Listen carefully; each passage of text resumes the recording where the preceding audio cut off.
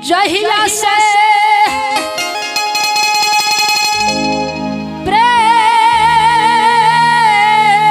प्रभु मोरा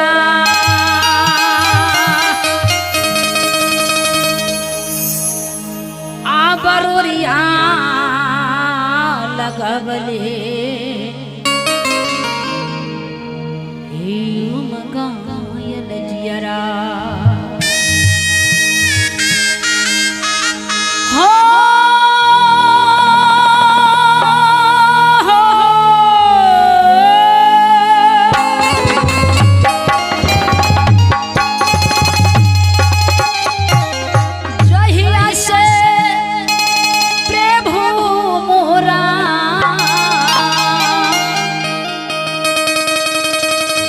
जोरले सिनहिया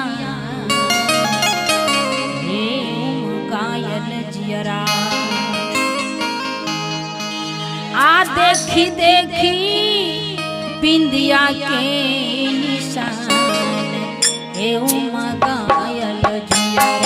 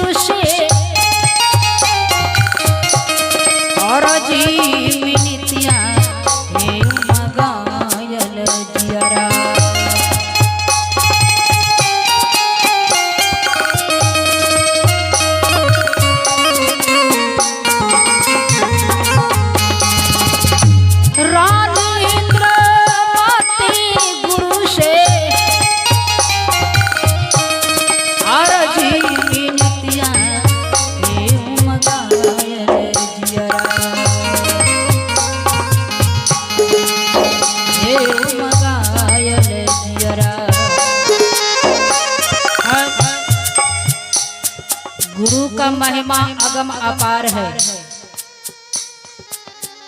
ये वेद पुराण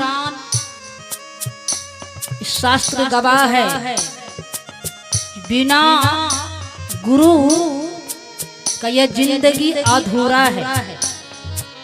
तीनों लोक में महान है रामचंद्र जी, अयोध्यावासी, दशरथ महाराज का बेटा। सारे संसार के लोगों ने राम की दोहाई को गाते हैं, गुण को गाते हैं। केवल गाने से काम चलने वाला तो है ही नहीं। जब सीता को हड़ कर ले गए लंकापति रावण, सीता को अपहरण करके ले गए लंका रावण, तो रामचंद्र जी अपने पत्नी के लिए बहुत सारे सैनिकों को तैयारी किया था, बांद्री सेना। उसमें हनुमंत लाल थे। लंका में प्रवेश किया समुद्र पार करके। जब समुद्र पार करके लंका में प्रवेश करते हैं और जब प्रवेश किया तो रावण को पता चल गया जो राम जी लंका चला आया है। पूरे लंका में ढिंढोला पिटवाया, जो जितने सैनिक हैं सब तैयार हो जाओ। सारे को सारे तैयार हो जाते हैं। फिर कल में युद्ध शुरू हो गया। रामचंद्र जी रावण के साथ 1-2 महीना नहीं 6 महीना तक झगड़ा किया था, लेकिन रावण पर विजय प्राप्त कभी नहीं करता था।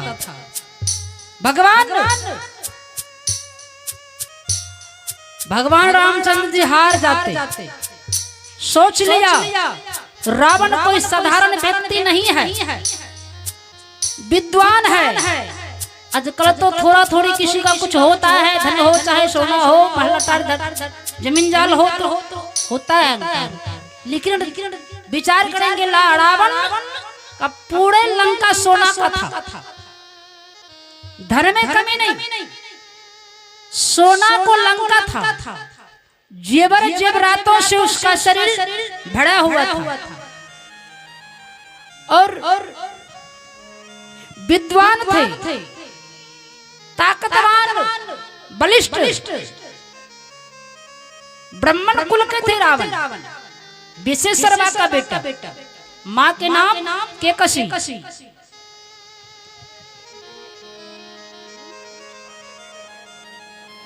और रावण भक्त भी थे, जो आज कोई भगवान के चरणों पर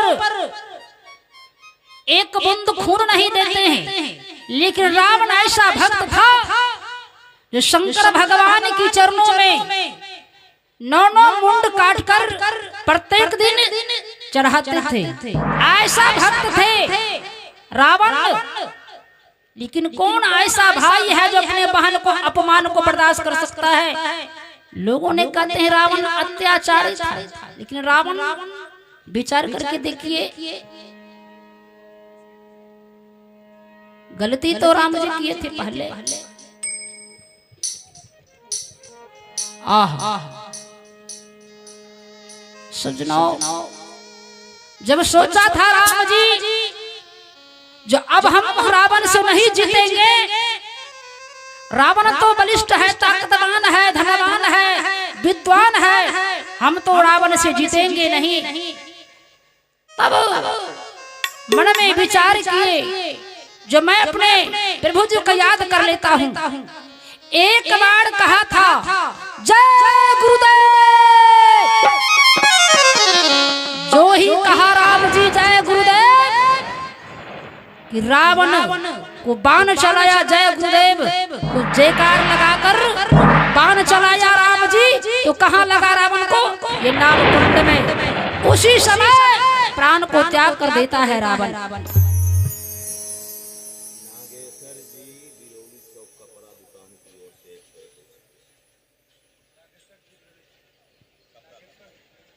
बोलिए ना साहब, बोल दीजिए।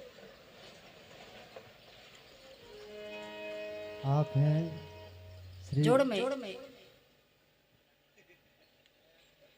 हेलो हेलो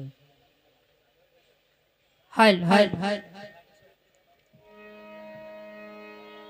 नागेश्वर जी बिरौली चौका वासी हैं, उनकी तरफ से कपड़ा। नागेश्वर जी बिरौली चौक पर रहते हैं और वो कपड़ा की दुकान खोले हुए, बहुत सुंदर बात। उनकी तरफ से, उनके सौजन्य की तरफ से 120 रुपए की दान है। मालिक के दरबार में बहुत बहुत धन्यवाद, बहुत बहुत साधुवाद। प्रेम से बोलिए भक्त वत्सल भगवान की, स्वर्ग माता की। आइए, तो इसलिए मैं बता रही हूँ गुरु का महिमा अगम अपार है। बिना गुरु भगवान से चाहे जितना वेद पुराण, जितना कथा कीर्तन सुनना है सुन लीजिए, लेकिन यह जीव का मुक्त और जीव का सदगति तो तभी मिलेंगे जो सच्चे सदगुरु को पास जाएंगे। परमात्मा के पास तभी यह जीव को सदगति मिल सकता है, कथा से नहीं हो सकता है। किसी वेद पुराण में नहीं लिखा हुआ है। राम जी तब तो विजय प्राप्त किया। रानी रमाते गुरु से